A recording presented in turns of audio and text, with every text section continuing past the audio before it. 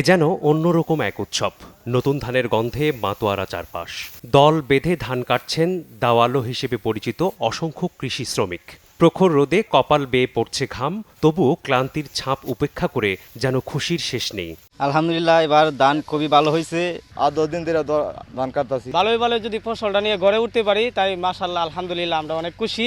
কিশোরগঞ্জের হাওরের মাঠে মাঠে এমন সোনালী ধানের সমারোহে বসে নেই বাড়ির কৃষানিক, এমনকি শিশুরাও। প্রতিদিন 100 বস্তা 200 বস্তা কিনে আমরা বিক্রি করে দিই। অনেক যে করান চেয়েছে, এই করানে আমরা অনেক তেল হয়েছে, তেল গেছে খেতের থেকে ওই 1200 টাকা এমন আমরা হরতাইছি। ক্যাত কাটলে ক্যাতই হয়ে থাকে ওই 900 টাকা মন।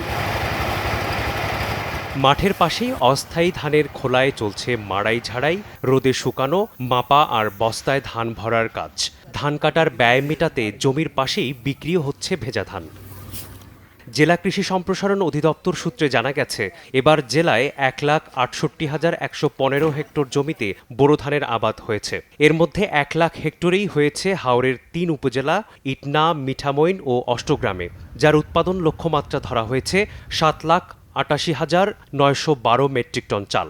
হাওরে এখন পুরোদমে উৎসবের আমেজে ধান কর্তন চলছে।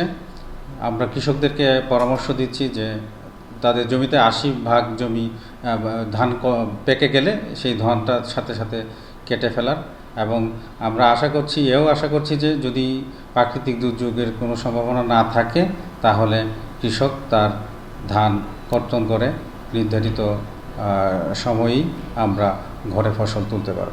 কৃষি বিভাগ বলছে, ভালোভাবে ধান কাটা শেষ হলে এবার উৎপাদন লক্ষ্যমাত্রা ছাড়িয়ে যাবে। সময় সংবাদ, কিশোরগঞ্জ।